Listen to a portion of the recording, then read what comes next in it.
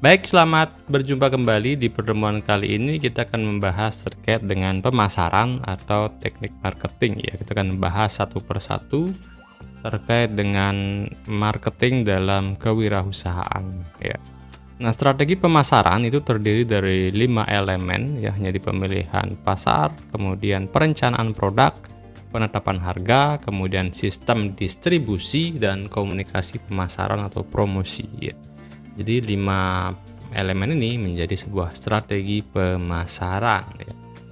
Kemudian strategi pemasaran yang pertama yaitu terkait dengan pemilihan pasar. Nah, yang akan dilayani ya, jadi keputusan dalam pengambilan pasar target yang mana yang akan kita pilih itu didasarkan pada faktor-faktor, yaitu pertama adalah persepsi terhadap fungsi produk dan pengelompokan teknologi yang dapat diproteksi dan didominasi.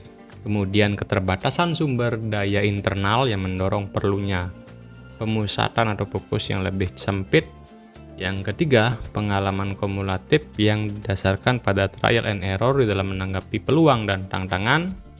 Kemudian yang keempat, kemampuan khusus yang berasal dari akses terhadap sumber daya langka atau pasar yang terproteksi. Kemudian yang terakhir adalah pemilihan pasar dimulai dengan melakukan segmentasi pasar. Kemudian memilih pasar sasaran yang paling memungkinkan untuk dilayani oleh perusahaan. Nah, memang terkait dengan pemilihan pasar ini sangat berpengaruh dari target perusahaan, produknya kayak gimana. Jadi dari proses pembentukan dan juga produk itu akan sudah lakukan trial and error untuk pemilihan pasar, target pasar gitu ya. Misalnya kalau kita mau mendirikan home care gitu kan, itu sudah jelas ya. Target pasarnya adalah masyarakat yang sakit gitu ya. Tapi kalau kita membuat produk yang lebih spesifik lagi, misalnya rawat luka, berarti target pasarnya adalah pasien yang luka ya. Kalau lagi dibuat di spesifik lagi, misalnya perawatan luka khusus diabetik, ya target pasarnya adalah yang lebih spesifik lagi, jadi seperti itu ya. Itu yang pertama, strategi pemasaran terkait dengan pemilihan pasar. Makanya harus kita tahu kan berapa jumlah orang menderita DM. Jadi kita sudah menganalisis sebelum membangun bisnis itu ya. Pemilihan pasar ini sangat penting, kita harus tahu berapa sih jumlah kompetitor yang menarget pasar yang sama ya. Produksi kompetitor berapa, kebutuhan market berapa, jadi seperti itu. Jadi kita harus menganalisis sebelum mendirikan usaha itu dari segi pemasaran ya. Kemudian perencanaan produk ya.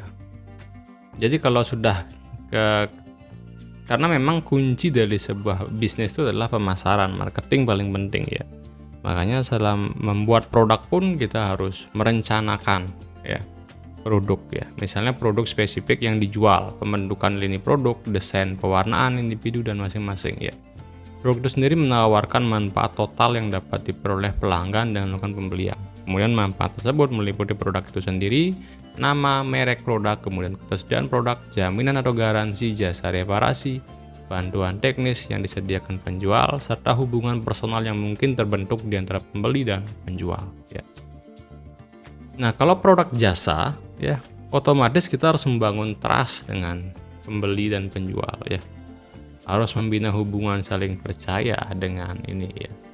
Karena sektor jasa itu sangat rentan sekali kalau produk yang kita jual itu tidak dipercaya oleh masyarakat gitu ya.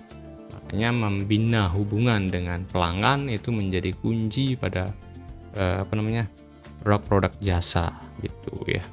Nah, misalnya kalau kita membuka home care itu adalah salah satu juga produk jasa ya, kita harus benar-benar bagus melayani pasien kita ya.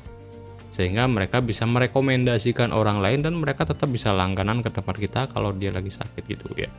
Itu perencanaan produk, karena memang terciptanya sebuah produk itu karena ada problem yang pengen kita atasi ya gitu ya. Jadi ide sebuah bisnis adalah dari suatu masalah, kemudian masalah itu kita atasi ya, menghasilkanlah suatu produk, baik jasa maupun produk berupa barang atau apapun ya.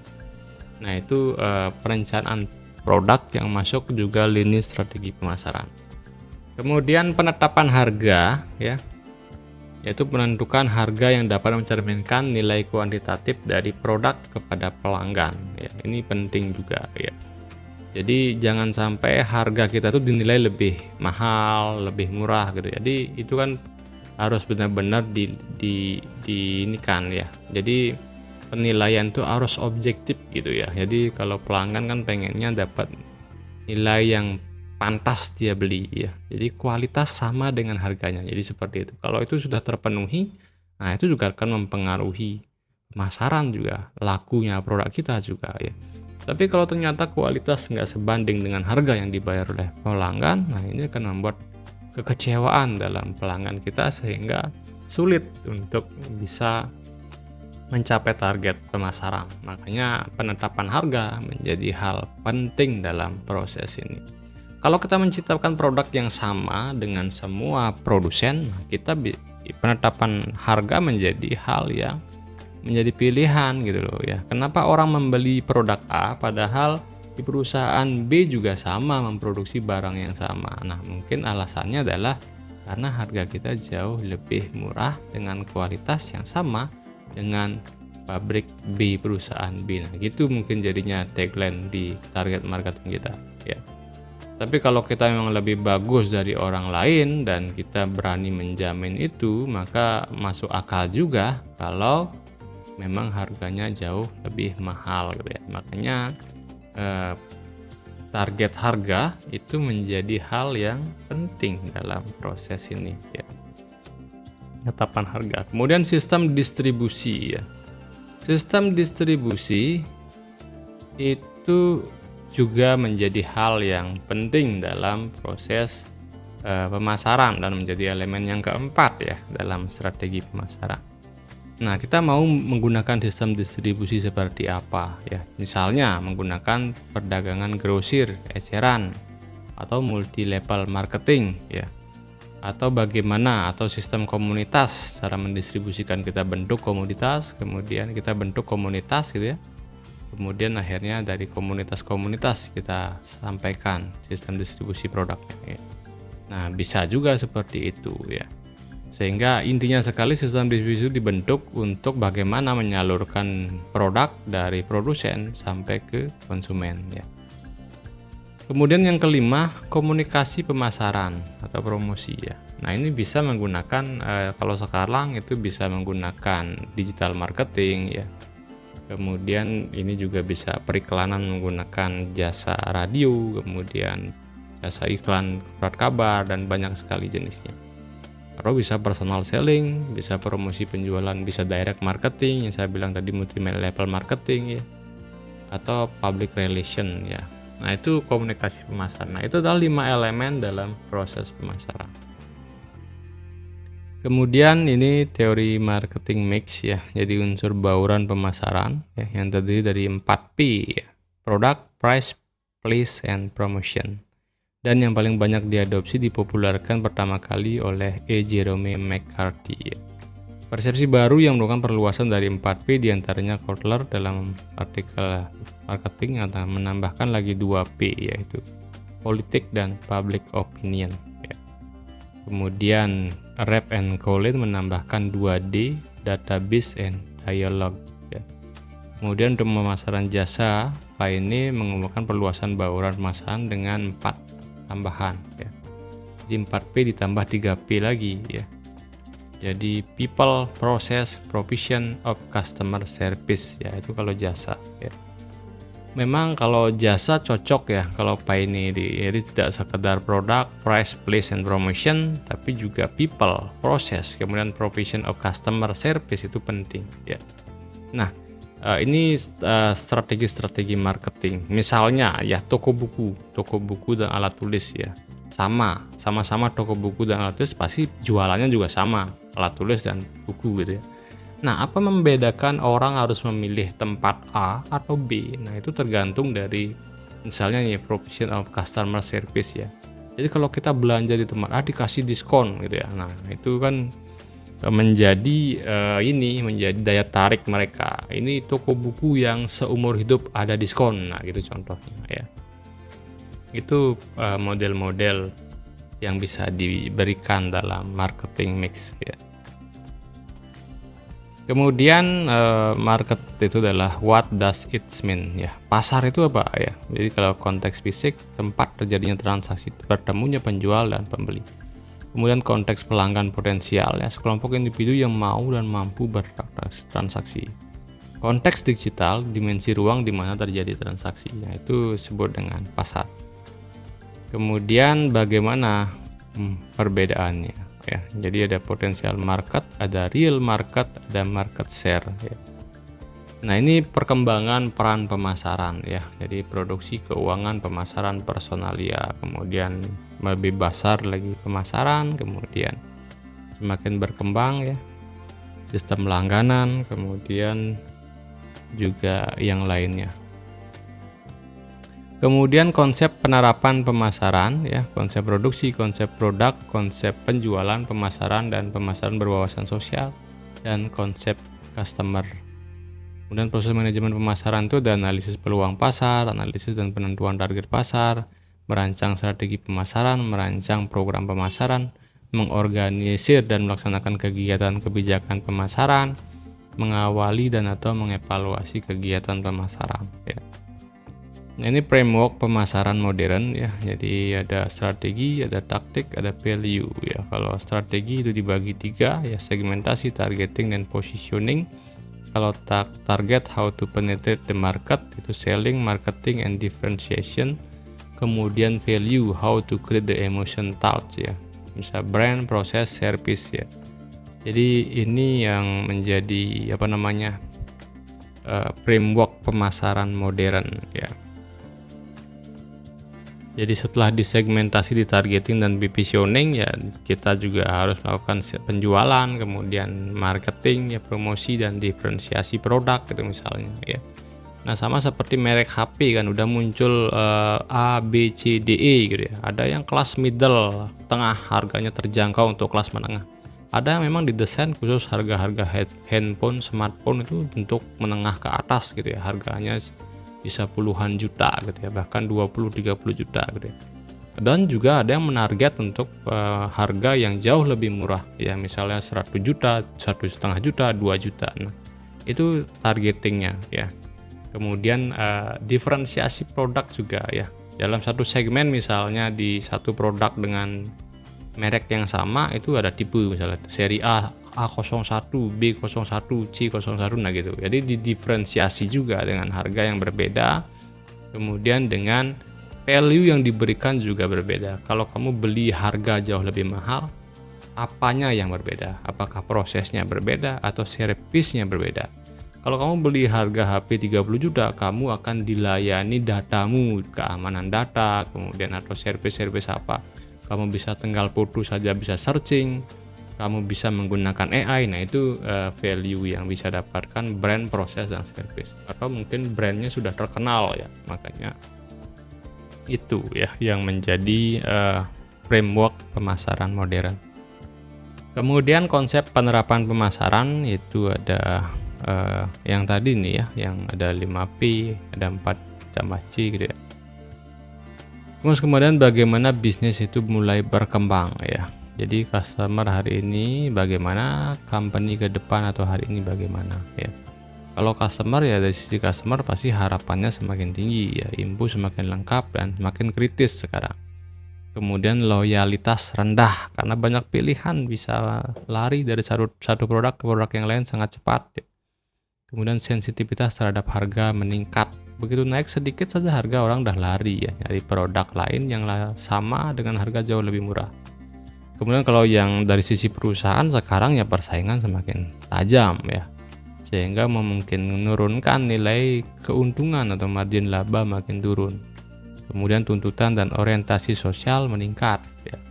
Kemudian tren kekuatan informasi juga meningkat ya.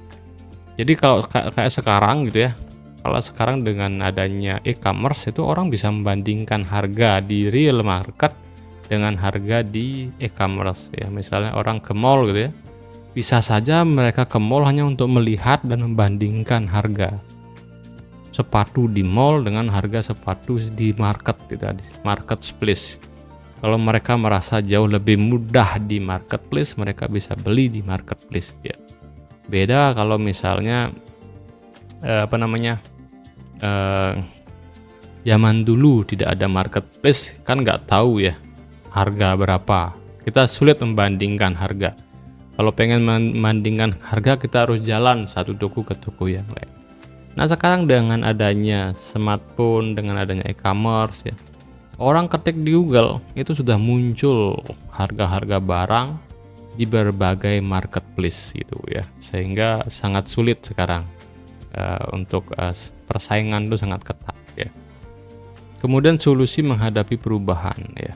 Jadi dari sisi marketing, orang yang melakukan pemasaran ya harus menjaga bagaimana hubungannya dengan customer ya.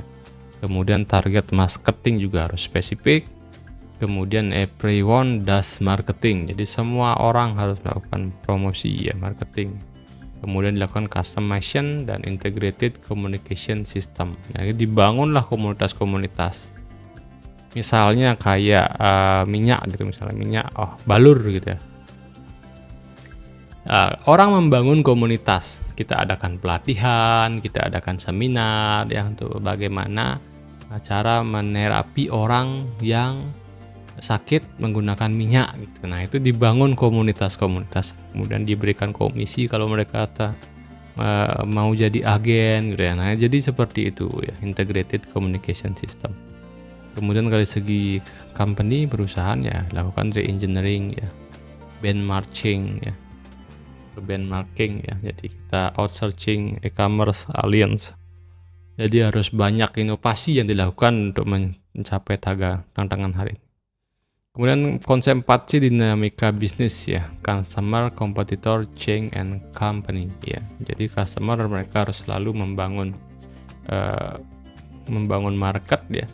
Kompetitor ya selalu bermain di dalam pemasaran di market, kemudian selalu terjadi di market perubahan. Kemudian company hanya satu player on the market ya. Lingkungan pemasaran itu pelaku dan kekuatan yang berbeda di sekeliling perusahaan yang tidak dapat dikendalikan oleh pihak perusahaan, tapi dapat mempengaruhi kegiatan dan kinerja pemasaran dan bisnis perusahaan. Nah, itu disebut dengan lingkungan pemasaran. Kemudian lingkungan pemasaran terdiri dari makro dan mikro ya. Lingkungan mikro itu sebagai pelaku dan kekuatan di sekitar perusahaan yang sangat secara langsung mempengaruhi kemampuan bisnis dan kinerja pemasaran perusahaan, yaitu pemasok, distributor, pesaing, pelanggan, dan pasar atau masyarakat. Kemudian lingkungan pemasaran makro dan mikro ya. Kalau makro itu ya ini ya, kita meliputi dari secara langsung tidak langsung terhadap perusahaan serta lingkungan makro mikro secara keseluruhan ya. Jadi misalnya demografi, ekonomi, politik, sosial, budaya, hukum, teknologi ya, alam itu mempengaruhi ya. Nah, ini ya lingkungan pemasaran skemanya. Kemudian lingkungan pemasaran itu adalah penuh persaingan ya, keanekaragaman pasar ya, karena adanya dimensi perubahan dan tantangan persaingan global, memandang perubahan sebagai sebuah peluang. Analisis peluang pasar dan penentuan dan menganalisisan ya. Jadi tentukan batas dan struktur pasar produk, uraikan analisis penggunaan akhir, analisis industri, evaluasi pesaing utama atau kunci, proyeksi besar dan kecenderungan pertumbuhan pasar.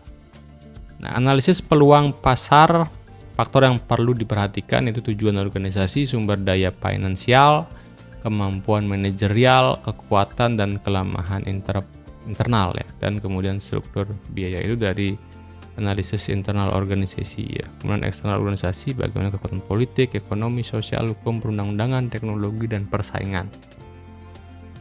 Alternatif batasan pasar produk ya. Jadi ada pasar produk generik, ada pasar produk berdasarkan jenis produk, perbedaan produk, dan persaingan antara merek. Pertimbangan dan pembentukan batasan pasar produk, alternatif penetapan pasar, tujuan analisis, perubahan struktur pasar. Analisis peluang pasar ya, analisis penggunaan akhir, identifikasi dan uraian pembeli, cara membeli membuat pilihannya, pengaruh lingkungan, dan pengembangan profil konsumen. Analisis peluang pasar, analisis industri ya, mencakup ukuran, pertumbuhan, komposisi industri, kegiatan pemasaran yang khas, perubahan industri yang dapat diantisipasi, dan kekuatan dan kelemahan perusahaan. kemudian perakiraan keseluruhan kekuatan perusahaan pesaing utama, perkembangan masa pasar yang lalu dan sekarang, kekuatan keuangan dan kinerjanya, kemampuan manajemen dan keterbatasan, keunggulan teknis dan operasional, uraian dan penilaian kekuatan strategi pemasaran. Nah ini cara pengukuran ya, dengan pasar potensial, perakiraan penjualan dan pangsa pasar, didukung dengan perakiraan kesulitannya seperti apa, evaluasi peluang pasar seperti apa. Nah ini ya analisis persaingan karakteristik perusahaan. Pemimpin pasar memiliki market share yang terbesar 40% misalnya dalam produk yang relevan, kemudian lebih unggul dari perusahaan lain dalam hal pengenalan produk baru, perubahan harga, cakupan distribusi, intensitas promosi, merupakan pusat orientasi pesaing.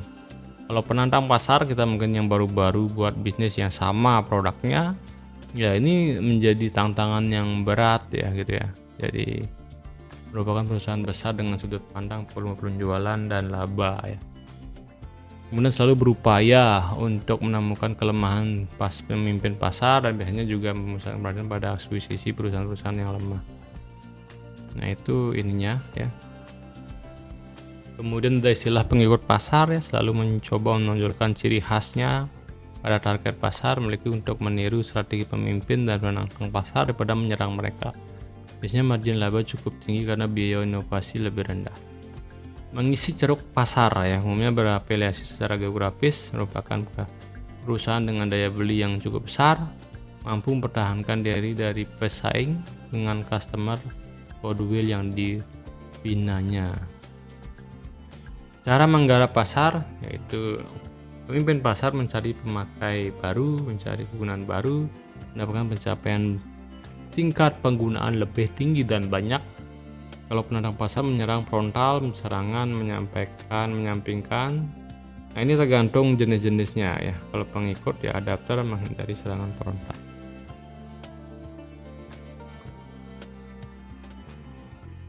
Nah ini cara menganggap pasar, pengisi ceruk pasar ya.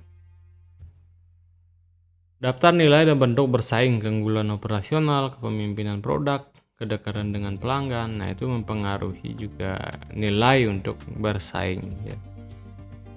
Kemudian strategi generik persaingan ya. Jadi ada tingkat strategi, ada kekhasan, ada keunggulan strategi ya.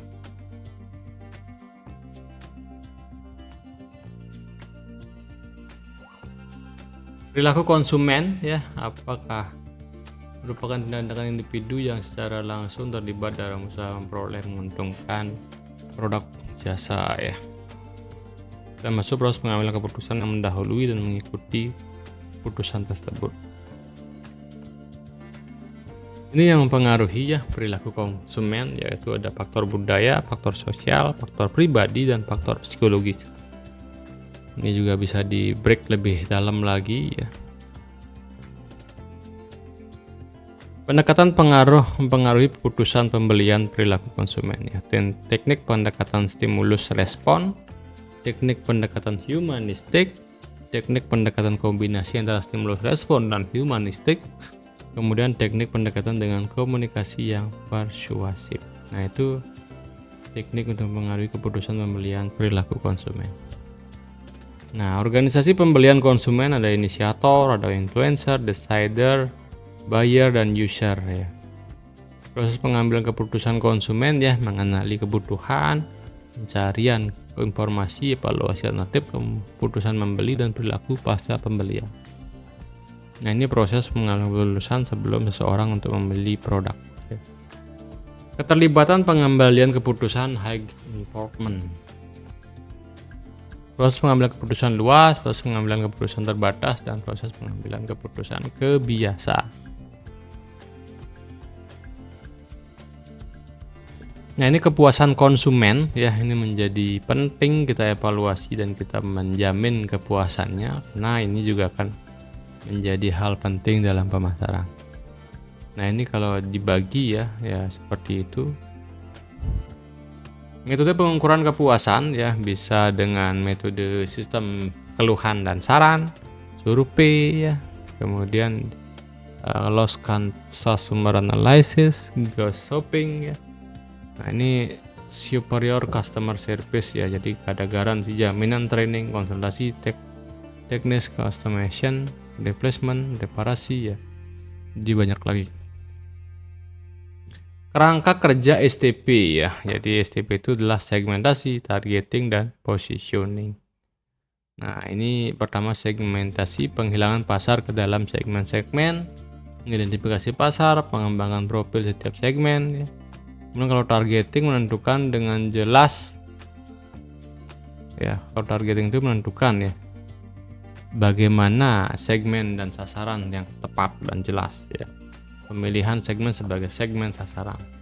Positioning itu pemosisian di benak konsumen ya, bagaimana produk kita tuh bisa masuk ke alam bawah sadar, itu penting banget. Manfaat segmentasi, mendesain produk yang lebih responsif terhadap kebutuhan pasar, menganalisis pasar, menemukan peluang, menguasai posisi superior dan kompetitor, menentukan strategi promosi yang efektif dan efisien. Nah, itu manfaat dari segmentasi. Nah, sekarang dengan adanya Facebook Meta Ads ya, Google Ads, nah kemudian TikTok juga, Shopee, nah itu membuat orang itu bisa menarget secara spesifik, mau umur berapa, usia berapa, pekerjaannya dan hobinya apa. Nah, itu bisa dibuat sedemikian rupa untuk iklan yang targetnya sangat-sangat spesifik. Itu juga bisa mengefektifkan dan mengefisienkan anggaran. Nah, ini manfaat segmentasi ya. Syarat segmen yang baik adalah segmen itu cukup besar, punya daya beli, dapat dibedakan dengan segmen lainnya. Apakah sudah ada pesaing yang menguasai segmen itu, dapat dijangkau, sumber daya perusahaan memadai ya. Itu syaratnya. Pertanyaan dalam targeting, apakah pasar sasaran telah berubah dalam beberapa tahun terakhir? Nah, ini kalian bisa baca ya, apakah ada segmen. Nah, saya sudah sisipkan link di bawah, link deskripsi. Kriteria targeting optimal ya, ada responsif, potensial penjualan, pertumbuhan memadai, dan jangkauan media. Hal penting dalam positioning ya, melakukan strategi di komunikasi ya, bersifat dinamis, berhubungan dengan atribut produk ya. Positioning harus memberikan arti penting bagi konsumen, atribut dan tipe harus unik, diungkapkan dalam satu pernyataan ya. Ini penting dalam marketing ya, desain yang lebih dinamis ya, itu disebut dengan positioning. Pertanyaan dalam positioning, adakah pesaing sudah menguasai posisi itu? Kalau sudah, yakinkan Anda bisa mengurusnya. Apakah fitur atribut dengan penting ya? Nah, ini penting. Cara positioning ya, meredakan perbedaan produk ya, berdasarkan manfaat produk, berdasarkan pemakaian kategori produk kepada pesaing, kemudian melalui imajinasi dan berdasar masalah. Nah, ini produk ya penjelasannya. Nah, ini sangat-sangat banyak ya slide-nya, jadi kita nggak akan bahas semua. Nah, ini skema produk ya, ini bus, sedan, jeep, dan lain-lain ya, produk kelas misalnya. Kemudian menjadi sebuah konsep produk life cycle.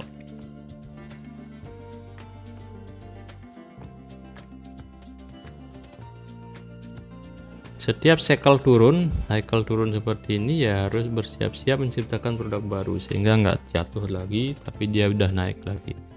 Nah, bisnis itu selalu harus berinovasi ya. Jadi menciptakan satu produk itu pasti ada momentumnya, dia mencapai harga tertinggi dan kita sukses besar penjualannya. Ada momentumnya ketika sudah semakin banyak